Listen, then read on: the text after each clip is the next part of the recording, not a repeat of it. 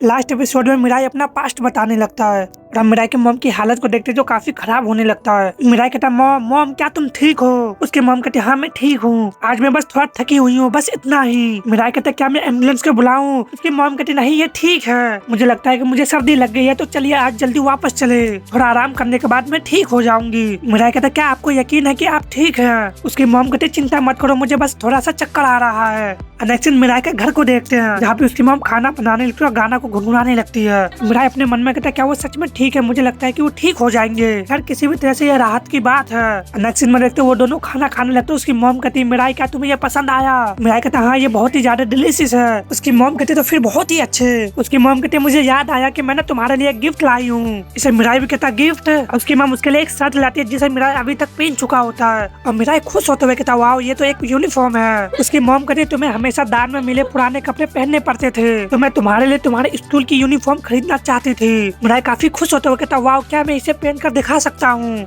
उसकी मॉम भी काफी खुश नजर आ रही होती है, कहती बिल्कुल इसे अभी आजमाए। मिराई उसे पहन लेता और कहता आप क्या सोचते हैं? उसकी मॉम अपने मन में कहती है मेरी उम्मीद से बहुत बड़ा है। और मिराई पूछता क्या ये मुझ पे सूट करता है? कि मॉम कहता ये तुम पे बहुत ही अच्छे लग रहे हैं। मिराई कहता सच में? और मिराई सोते हुए काफी खुश नजर आ रहा होता है, कहता thank you so much mom. उसकी मॉम कहती तुम ये क्या कर रहे हो मिराई? क्या तुम इसे पहन के सोने जा रहे हो? मिराई कहता आपने इसे मेरे लिए गिफ्ट के रूप में खरीदा है तो मैं आज इसे पहन के सोने जा रहा हूँ। उसकी मॉम कहती सच में? लेकिन सोने से पहले तुम्हें अपना खाना खत्म कर लेना चाहिए। मिराई कहता ठीक है। रात का हम करीब 12 का सीन देखते हैं, वहाँ पे एक अनाउंसमेंट होने लगता है ये कोई ड्रिल नहीं है, सभी सिविलियंस को तुरंत ही सेफ जगह पर चले जाना चाहिए। मैं दौड़ाता हूँ सभी सिविलियंस को।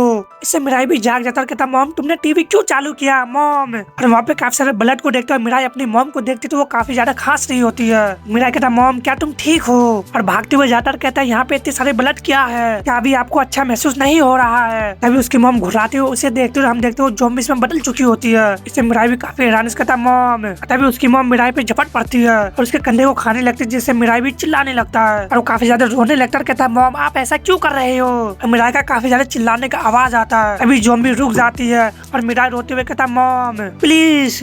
टाइम ऐसे थोड़ा थोड़ा बीतने लगता है। अभी मिराई का दोबारा चिल्लाने का आवाज आता है। हम देखते हैं मिराई का कंधा तक उसकी मॉम खा जाती है। अभी मिराई खामोश हो जाता है और काफी ज्यादा हाफ रहा होता है। उसका कंधा भी दोबारा हील हो जाता है। कहता वो क्या था? रुको मुझे मत बताओ, क्या मैं सपना देख रहा था? अपने मन में कहता कितनी राहत मिली, मैं बहुत डर गया था। खैर ये एक सपना ही था, ऐसा कोई तरीका नहीं है कि मेरी मॉम एक मॉन्स्टर में बदल जाए। मेरी मॉम तो ठीक यही वापस ही होना चाहिए।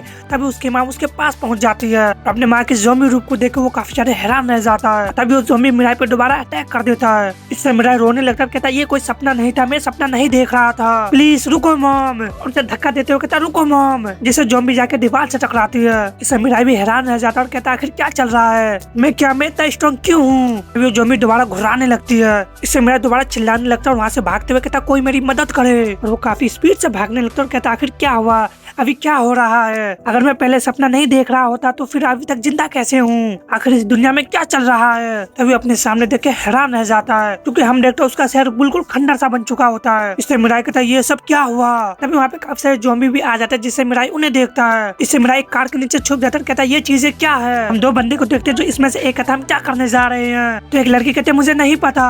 वो लड़का कहता वो चीजें क्या थी ज़ॉम्बी, जल्दी करो और ऑनलाइन देखो। लड़की कहती है उनके बारे में कुछ भी नहीं कहते, मैं नहीं जानती कि वो क्या है, अगर हमें काट लिया जाए तो हम भी ज़ॉम्बी बन जाएंगे। मिराई कहता ज़ॉम्बी। वो लड़का कहता तुम क्या कह रहे हो, तुम्हें काटा गया था और तुम अभी तक नहीं बदले। वो ज़ॉम्बी उन पे अटैक करते हुए कहता है मैं बहुत ही भूखी हूँ। तभी एक ज़ॉम्बी मिराई के पास भी आ जाता है, जिससे मिराई वहाँ से भागने लगता है, लेकिन वो लड़की भी मिराई पे झपट्टा मार देती है। इस बात से मिराई काफी हैरान रह जाता है और वहीं पे गिरा लेता है। ज़ॉम्बी उसके हाथ पे काट लेती है। मिराई काफी ज्यादा रोते हुए कहता मॉम मुझसे दूर हो जाओ। सामने उसका हाथ अलग हो जाता है, कहता मुझे अकेला छोड़ दो और वहाँ से भागने लगता है। और वो अभी भी भाग रहा होता है, काफी ज्यादा हाफ रहा होता है। तब वो एक जगह बैठ जाता है और काफी ज्यादा रोने लगता है। और जब वो अपने हाथ को देखता है उसका हाथ दोबारा हील होने लगता है और हम देखते उसका हाथ फुली रिग्रो हो जाता है। और मिराई रोते हुए कहता दर्द हो रहा है, ये बहुत ही दर्द हो रहा है मॉम। और वो अभी भी रो रहा होता है मॉम। तभी वहाँ पे एक और ज़ॉम्बी आ जाता है जो उसे देखने लगता है और उसे फिर से खाने के लिए बढ़ता है। जिससे मिराई चिल्लाने लगा, कहता मॉम मॉम प्लीज रुक जाओ, मैंने कहा रुक जाओ मॉम। जिससे उसकी ज़ॉम्बी मॉम रुक जाती है। और मिराई कहता मुझसे दूर हो जाओ तुम मॉन्स्टर। चिल्लाते कहता मुझे अकेला छोड़ दो। जैसे उसके बॉडी से कई सारे बोन निकल निकलने लगता है जो जाकर उसकी मॉम की चिथड़े उड़ा देते हैं। इसे वो ज़ॉम्बी अपनी जगह पे रुक जाती है। अब मिराई कह रहा था रुक जाओ प्लीज रुक जाओ। उसकी मॉम आखिरी शब्दों में कहती है मिराई। इसे मिराई काफी हैरान होता है। उसकी मॉम अपने हाथ को उठाती है, उसे गले लगाते हुए कहती है मुझे माफ करना। इसे मिराई दोबारा रोने लगता है और कहता मॉम, और उसकी मॉम वहीं पे गिर के पूरी तरह से खत्म हो जाती है। मिराई की पूरी बॉडी कहाँ पर होती है और कहता नहीं, और अपनी मॉम को देखते हुए कहता मॉम। उसे काफी बड़ा झटका लगता है और कहता नहीं ये नहीं हो सकता। अब मिराई बताता मैं गलत होना चाहता था पर मुझे पता था कि मैं गलत नहीं हूँ। मैंने एक धीमी सी आवाज सुनी थी जो मेरी मॉम की थी। मैं अपने मॉम को मार डाला था। तभी हम देखते वहाँ पे रफूल आता है जो कहता मुझे यकीन है कि मैंने कुछ सुना है। और वो तभी पहली बार मिराई को देखता है। और रफूल कहता यार एक नजर इन पे डालो। उसके साथ 2 जूम गन और होते हैं। रफूल मिराई को पकड़ चुका था और कहता मुझे हमारे लिए खाने को कुछ मिल गया। वो सच में घर के अंदर ही था। इसे एक जूम गन कहता वाह हम तो बहुत ही लकी है। मैं अभी अभी एक और मोहल्ला देखने जाने वाला था, हमें इसे लगभग चूक गए थे। और मिराई को सिर को पकड़ते हुए कहता अब मुझे देखने दो, मैं देखना चाहता हूँ कि खाने से पहले वो कैसा दिखता है। मिराई को देख के वो हैरान कहता ये क्या है, इसकी आंखें पूरी तरह से खुली हुई है क्योंकि मिराई बिल्कुल इमोशनलेस हो चुका होता है। इसे जूम गन हंसते हुए कहता वो जरूर हमसे डर गया होगा। तभी मिराई उसे देखता है और कहता प्लीज मुझे मार डालो, मैंने अपनी मॉम को मार डाला। इससे बड़ा वाला जूम गन कहता तुम क्या बकवास कर रहे हो, भले तुमने अपनी जान की भीख मांगी हो हम वैसे भी तुम्हें मार डालेंगे। ठीक है मैं अभी उधार महसूस कर रहा हूँ, हम अच्छे मूड में इसलिए हम आपको मनोरंजन करेंगे। अभी तक हम बाकी ज़ॉम्बी के समान ही थे लेकिन हमारी यादें अचानक लौट आई और हम बहुत ही स्ट्रॉन्ग हो गए। दूसरा कहता ये सच है, बाकी ज़ॉम्बी तो बात भी नहीं कर सकते। इसे एक और जूम गन कहता बिल्कुल मैं लंबा और होशियार हो गया हूँ, ऐसा लगता है जैसे मैं किसी तरह इंसान से ज़ॉम्बी में विकसित हो गया हूँ। हालांकि मुझे ये पसंद नहीं है कि मेरे अंगूठे में कितने बदलाव आए हैं। और मिराई पे अटैक करते हुए कहता खैर क्योंकि हम अच्छे मूड में हैं, मैं तो वैसे ही मार डालूंगा जैसा तुमने कहा था। और वो मिराई के पेट में जबरदस्त पंच मारता है और उसके दिल को बाहर निकाल लेता है और कहता वाह ये तो काफी लाजवाब है, तुम तो अभी किसी फिल्म के हत्यारे जैसे लग रहे थे। इससे बड़ा वाला ज़ॉम्बी कहता सच में क्या मैं अच्छा लग रहा था, लेकिन मिराई अभी भी जिंदा होता है जिससे वो भी हैरान रह जाता है। और मिराई कहता मैंने तुमसे कहा था नहीं मुझे मार डालो, तुम क्या कर रहे हो। इससे बड़ा वाला जूम गन भी हैरान होता है, कहता ये क्या बकवास है। दूसरा जूम गन घबरा जाता है, कहता इस बच्चे को क्या हो गया है, जल्दी करो इसे मार डालो। इससे बड़ा वाला ज़ॉम्बी भी हैरान कहता क्या, और दोबारा मिराई पे अटैक करते हो कहता मर जा तुम मांस के लौथरे। फिर अपने पैर से किक मारता कहता मर जाओ। और कहता ये किसी तरह का अजीब बच्चा है, इससे मेरी भूख मर गई है चलो चले। इसे वो कहता ठीक है। और छोटा वाला जूम कहता लेकिन क्या तुमने अभी उसका दिल नहीं निकाला। इससे बड़ा वाला जूम गन कहता नहीं ऐसा लगता है मैंने कुछ और फाड़ दिया होगा। लेकिन मिराई उनके पीछे खड़ा होने लगता है। इससे बड़ा वाला ज़ॉम्बी कांपने लगता है और कहता क्या। अब मिराई काफी गुस्से में कहता तुम ये क्या कर रहे हो, तुम क्या फालतू सा हरकत कर रहे हो। इससे बड़ा वाला ज़ॉम्बी भड़कते हुए कहता तुम बकवास बच्चे कहीं के। और मिराई रोते हुए कहता प्लीज मुझे मार डालो। और वो काफी स्पीड से उसके पास पहुंच जाता है और अपने दोनों हाथों से उसके सिर को पकड़ता और चिल्लाते हुए कहता मुझे मार डालो बिल्कुल ऐसे। और उसके सिर को अलग करते हुए फेंक देता है। फिर अपने पंच से अटैक करते हुए कहता बिल्कुल ऐसे ही बिल्कुल ऐसे ही। और वो बार बार ऐसे करने लगता है और हम देखते हुए उसके आधे बॉडी को डिस्ट्रॉय कर चुका होता है। इससे छोटा वाला जूम गन चिल्लाने लगता है। हम देखते हैं रफूल और छोटा वाला जूम गन दोनों वहाँ से भागने लगते हैं। अब मिराई भी काफी ज्यादा हाफ रहा होता है। अब मिराई अपने मन में कहता है दर्द हो रहा है, मैंने उसे मार डाला लेकिन मुझे ही दर्द हो रहा है। मैं शर्त लगा सकता हूँ मेरी मॉम को बहुत ही ज्यादा तकलीफ हुई होगी। और अपनी मॉम के बाद याद आने लगता है कि तुम्हें हमेशा दान के कपड़े पहनने पड़ते इसलिए मैंने तुम्हारे लिए एक नया यूनिफॉर्म ले लिया। मिराई अपने जगह पे खड़ा होता है फिर आगे को और बढ़ने लगता है और कहता मुझे माफ कर देना मुझे माफ कर देना मॉम। और बताता इसके बिना मैं इधर उधर बिना किसी मकसद के भटकने लगा। दिन बीत गए और साल में बदल गए और मैं मरने का अभी भी कोशिश कर रहा हूँ। मिराई को स्टोरी सुनकर उस सभी को काफी बड़ा शौक लगता है और वो सभी खामोश हो जाते हैं। और केहू ही बताता माहौल में सन्नाटा सा छा गया, लेकिन ये डर के कारण नहीं था, ये कोई और ही फीलिंग थी। हमें तो कुछ पता ही नहीं था कि मिराई से क्या कहे उसे कॉम्फर्ट करने के लिए। तभी मिराई को सुनाई देता है कि तुम शर्म की बात हो। इससे मिराई भी हैरान होता है और ये जीसियन होती है जो कहती है मैंने कहा तुम एक बदनाम हो, तुम अभी जिस तरह से हो। क्या वो कहता है जीसियन। मिराई कहता तुमने अभी क्या कहा। जीसियन कहता तुम्हें क्यों मरना है, तुम सच में नहीं समझते तुम्हारी मॉम को कैसा लगा होगा। इसे मिराई कुछ समझ नहीं पाता और कहता सॉरी। तभी केहू कहता रुको जीसियन जो कहना चाह रही है वो ये है। मिराई कहता तो फिर मुझे और क्या करना चाहिए, मेरी मॉम मेरी वजह से मारी गई, ये तो साफ है कि मुझे भी मर जाना चाहिए, क्या मैं गलत हूँ। जीसियन कहते हाँ तुमने सब कुछ गलत समझा, अगर मैं तुम्हारी मॉम होती मैं अभी तुम्हारी और देख भी नहीं पाऊंगी। अभी मिराई कहता बस बहुत हो गया जीसियन और वो खड़ा हो जाता है। मिराई कहता बेहतर होगा कि तुम याद रखो तुम क्या कह रहे हो।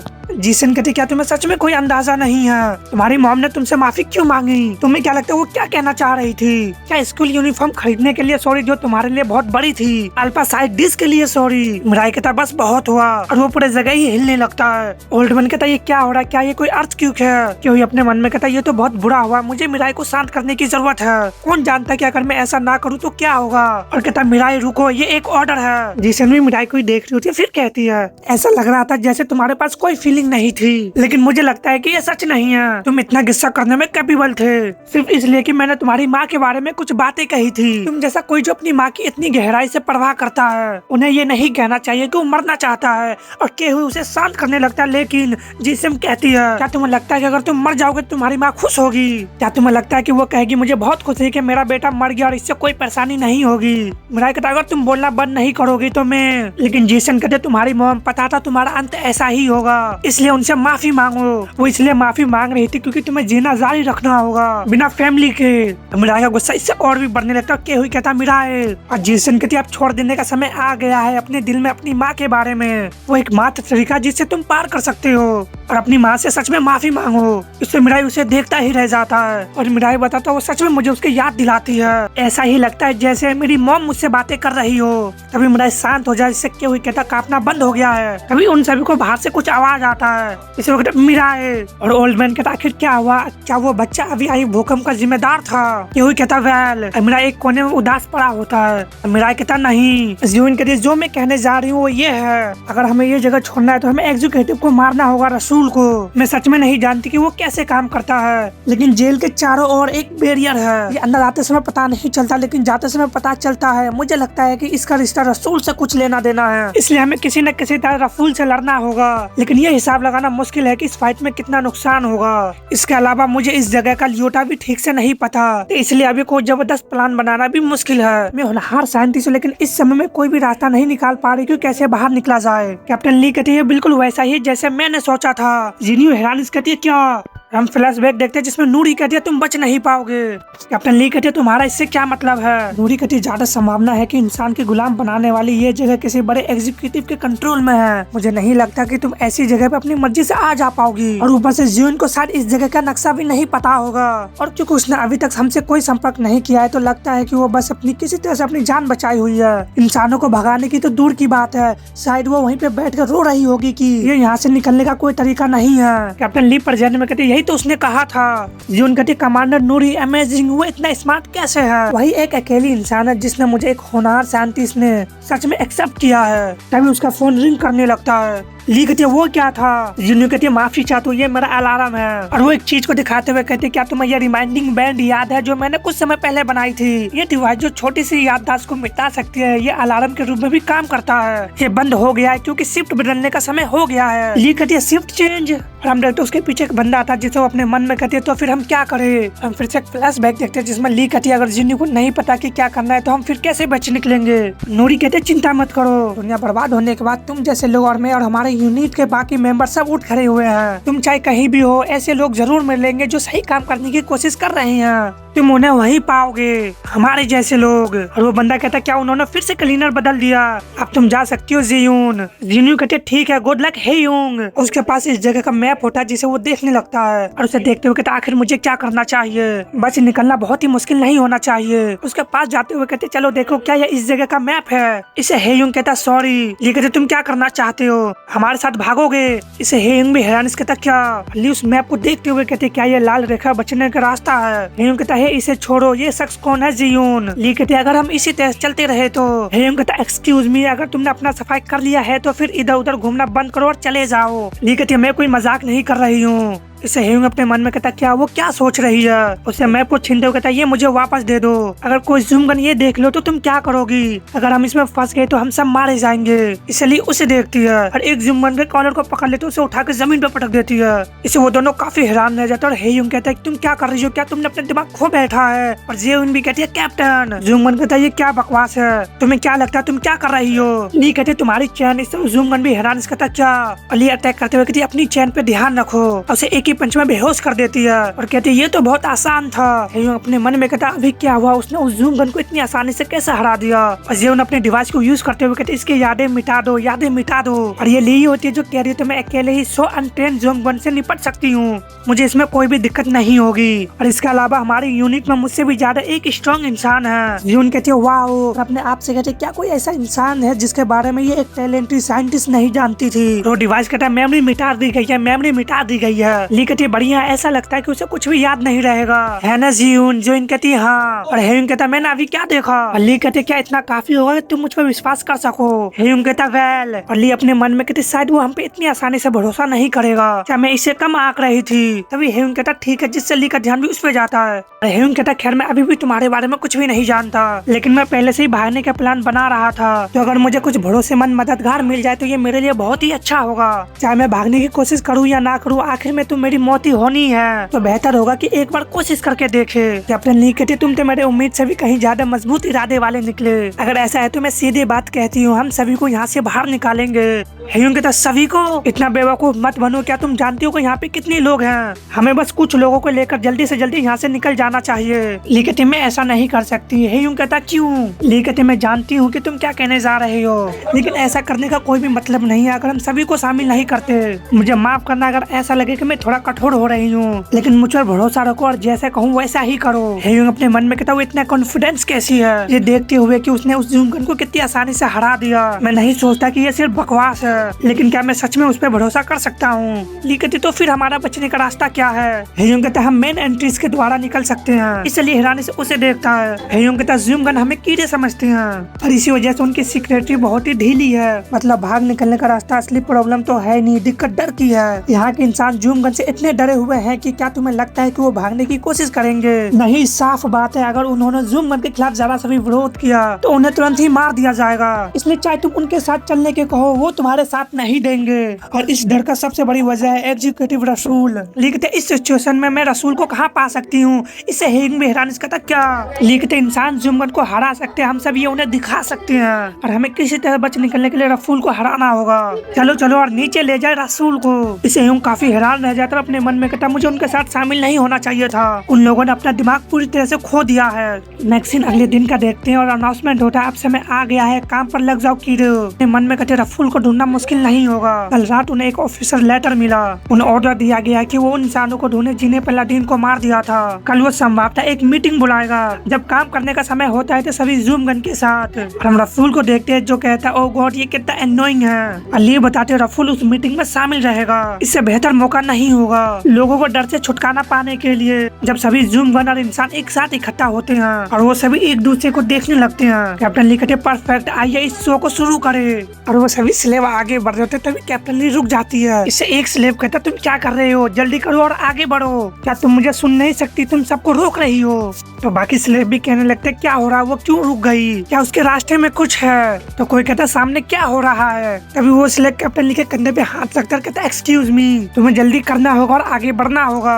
तभी कैप्टन ली चिल्लाते हुए कहती है आलिया मैं जानती हूँ कि तुम मुझे सुन सकती हो, मेन गेट के पास बोट को तैयार रखो, हमने इसी रास्ते से एंट्री किया, इसी तरह से हम यहाँ से निकलेंगे ही। तभी आलिया कहती है वो क्या था? तो डोंगवा कहता क्या वो कैप्टन की आवाज नहीं थी? आलिया कहती है हमें तैयारी करनी होगी, तुम्हें अपना सामान पकड़ लो डोंगवा। डोंगवा कहता समझ गया, कैप्टन की आवाज बहुत ही ऊंची है। इससे बाकी इसलिए बात करने लगते उसने अभी क्या कहा? यार मुझे लगा कि मेरे कान के पर्दे फट जाएंगे, क्या उसने अपना दिमाग खो बैठी है। तभी एक जूम गार्ड कहता आखिर तुम हो कौन, तुम अचानक चिल्लाने क्यों लगी? लेकिन कैप्टन ली जबरदस्त तरह से उसे दीवार में ढह मारती है, इससे रसूल का ध्यान भी उसमें जाता है। और कैप्टन ली कहती है अगर तुम इसके बारे में सोचोगे तो ये बहुत ही मजेदार है, मैं इस बात पे यकीन नहीं कर सकती कि भागने का सबसे अच्छा रास्ता मेन गेट ही हो सकता है। जो कुछ भी होने वाला है ये सब तुम्हारे एरोगेंट का रिजल्ट है, आज का दिन तुम्हारा एरा का अंत होगा। इससे स्लेव कहने लगता है अभी क्या हुआ, क्या अभी उसने उस जूम गन को मार डाला, क्या वो सच में इंसान है? अभी रफाल भी वहाँ से जंप कर देता, नीचे आके लैंड करता है और सिविलियंस कहते हैं रफाल सब लोग भागो, अगर जो कुछ भी होने वाला है उसमें तुम्हारा भी हाथ हुआ तो सब मारे जाएंगे।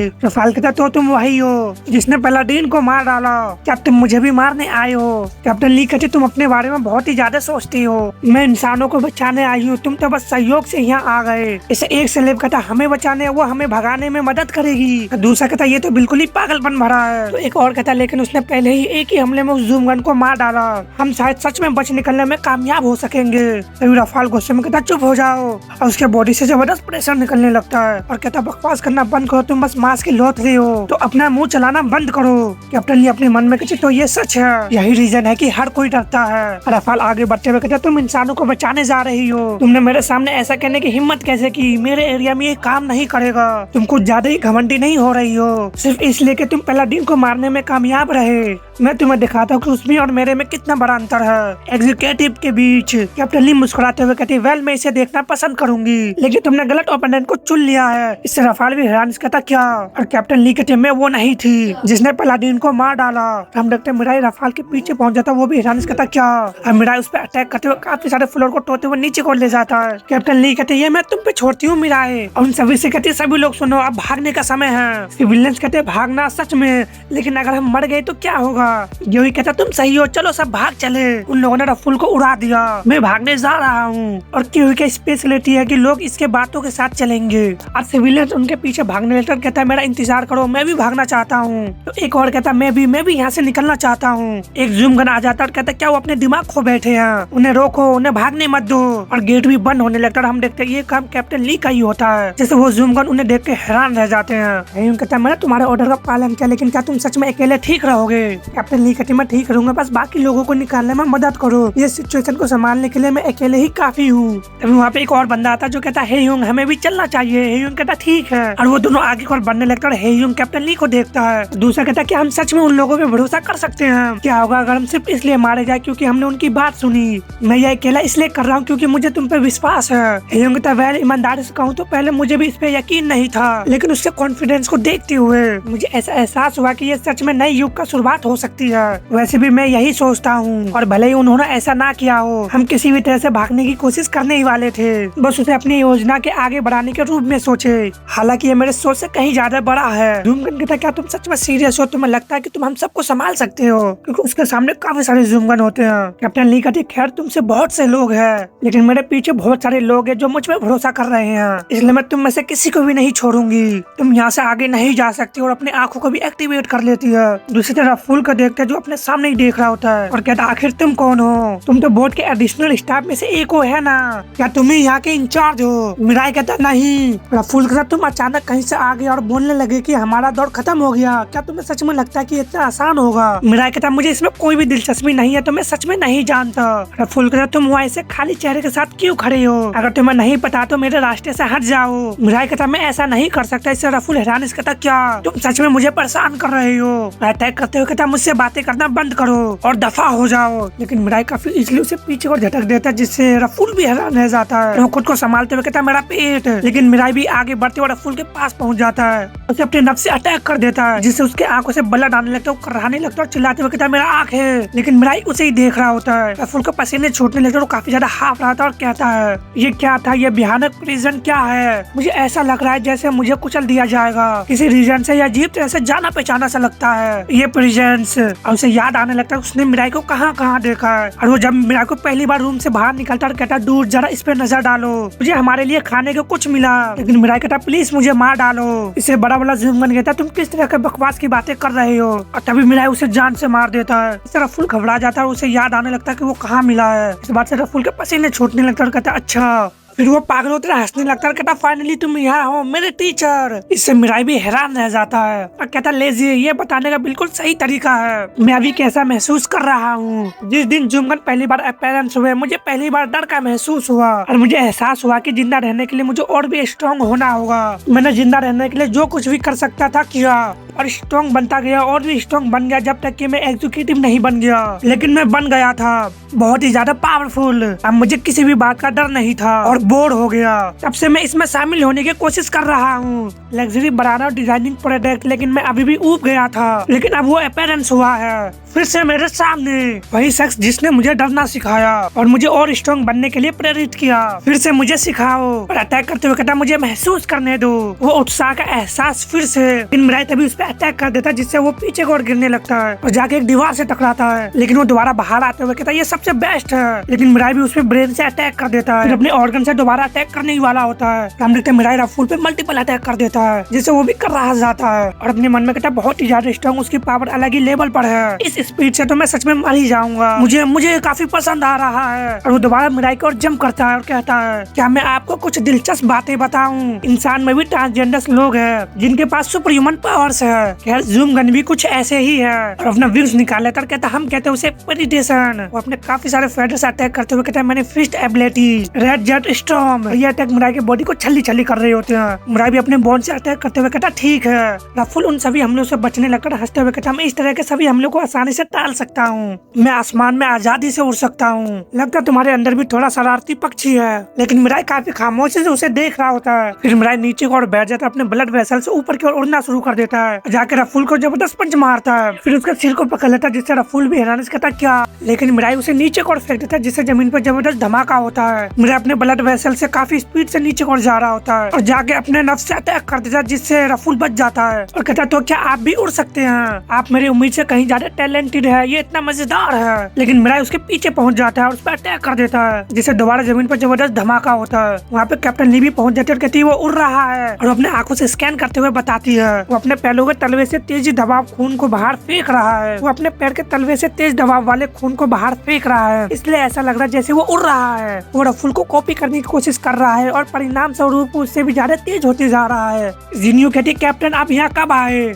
क्या आपने पहले ही अंदर मौजूद सभी जूम गन को निपटा लिया है? कैप्टन ली कहती जिनियो तुम बहुत अच्छा कर रही हो। हालांकि उसमें बहुत सारे थे, उनमें से किसी के पास भी स्किल नहीं थी। चलो सबको बोट पे चला रहे जबकि मिराई रसूल से लड़ रहा है। जिनियो कहती है ठीक है सब लोग यहाँ आओ, यहाँ इसी तरह से। लेकिन केहू अपने सामने देखते हुए हैरान हो जाता है और कहता कैप्टन गेट के सामने जूम गन है। जूम गन कहते क्या वो पागल हो गए कि इतनी बड़ी झुंड को भगाने की कोशिश की? लेकिन उनके पीछे आलिया पहुंच जाती है और उस पर अटैक करते हुए आगे की ओर बढ़ जाती है। और ये इसका नॉलेज ट्रांसफर टाइकंडू मैनुअल होता है। और कहती कैप्टन मुझे उम्मीद है कि हम बहुत देर से नहीं पहुंचे होंगे। डोंगा कहते इतने सारे लोग क्यों? आलिया कहती है बोट सामने की ओर तैयार है। कैप्टन ली कहती है परफेक्ट टाइमिंग। और हेयुंग अपने मन में कहता आखिर ये कौन है? वो इतनी आसानी से जूम गन को कैसे खत्म कर सकती है? और कैप्टन ली कहते ठीक है चलो फिर चले। जिसन कहता ग्रैंडपा जल्दी करो। ओल्डमैन कहता 1 मिनट रुको, मुझे हेयुंग दिखाई नहीं दे रहा। वो ठीक मेरे पीछे थी, वो जरूर खो गई होगी। जिसन हैरानी से कहती है क्या? और कहती है मैं जा रही हूँ उसे ढूंढने, आप पहले नाव पे चढ़े। ओल्डमैन कहता जी सियान। तो उसी टाइम फेडर को देखते हैं जिसका शॉट बनाते हैं और फुल मिराई पे अटैक कर देता है और मिराई के एक हाथ को काट के अलग कर देता है। लेकिन मिराई अपने हाथों को आगे करता है जिसमें से लगातार बोन निकलने लगते हैं और सभी जाकर रफुल के चेहरे पे लगने लगते हैं। मिराई काफी स्पीड से आगे बढ़ते हुए रफुल पे अटैक कर देता है जिससे वो जाकर जमीन पे गिरता है। इससे जेसन भी चिल्लाने लगती है। मिराई भी वहाँ पे लैंड करता है